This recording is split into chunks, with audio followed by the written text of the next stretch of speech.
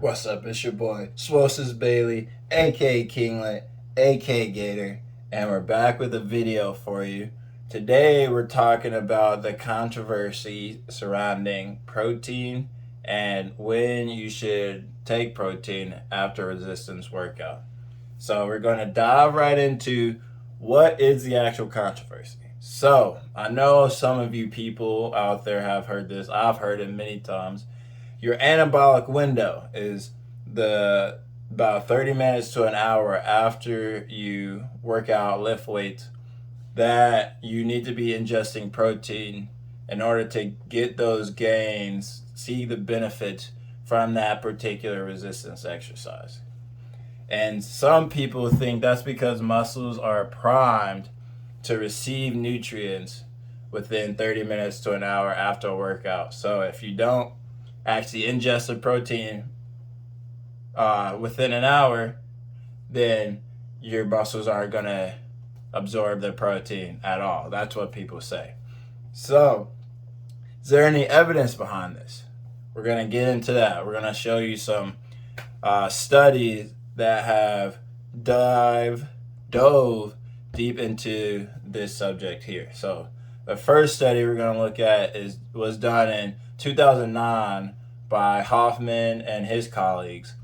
And what they found or showed in their study is that there is no significant difference in strength or body composition change between their two groups. One group was taking protein right before and right after exercise, and the other group was just ingesting protein in the morning and at night. So there's no significant difference between the two.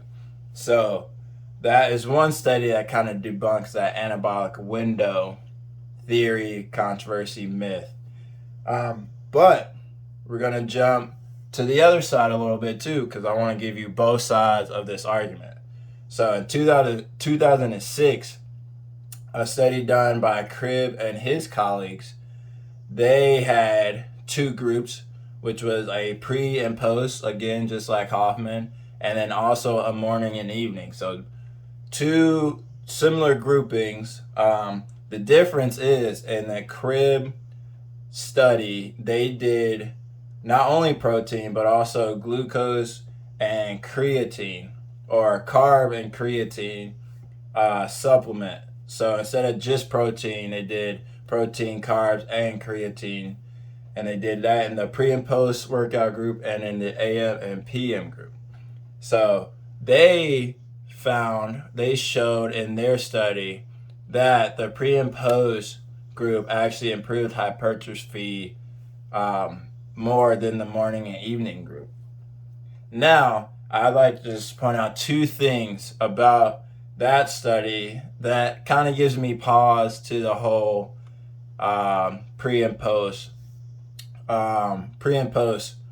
workout supplementation.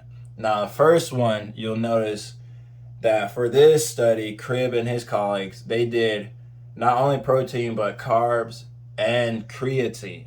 So those are two extra things that you're getting in, that you're taking into your body than just the Hoffman. So the extra carbs, or the extra calories from the carbs, and the extra creatine, which is then used to create ATP in the phosphagen system, that added supplementation could have boosted the hypertrophy in that pre and post group. And then another point I just want to state is that pre and post group, their supplementation, their meals are more evenly spaced out than the AM and PM group, because in the AM and PM group for the Cribb study, they did it right after they ate their breakfast and their dinner.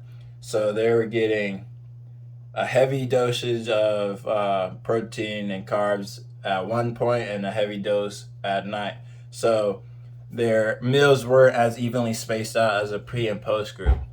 And I say that because in a study in 2009, Simons and colleagues did a study where they gave both young and elderly males two different protein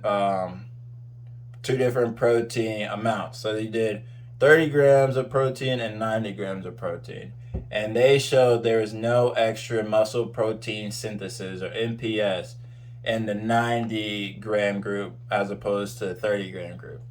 So that's saying that, hey, there might be some sort of maximum number that the body can absorb when it comes to protein at one time. So theoretically, if there is more protein in your body, there should be more protein synthesis.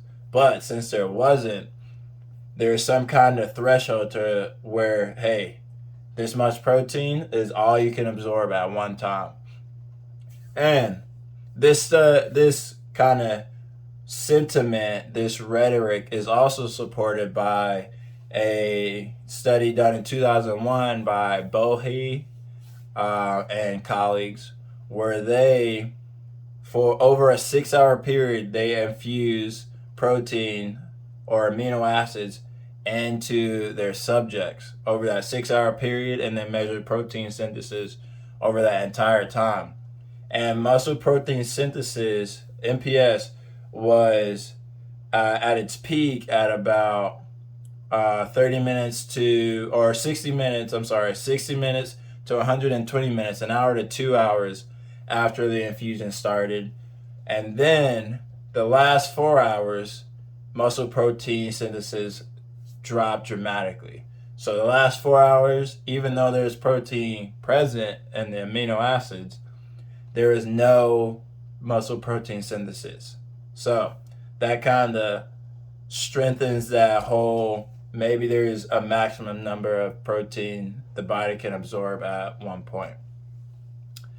Now, that being said, I would like to add one caveat just so I can cover all age groups and all populations.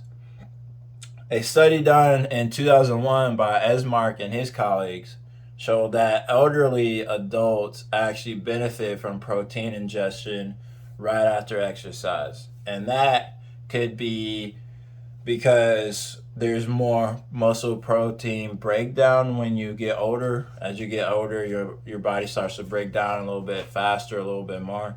So that offset right after resistance exercise could attenuate some of that extra muscle protein breakdown and help elderly people maintain muscle mass.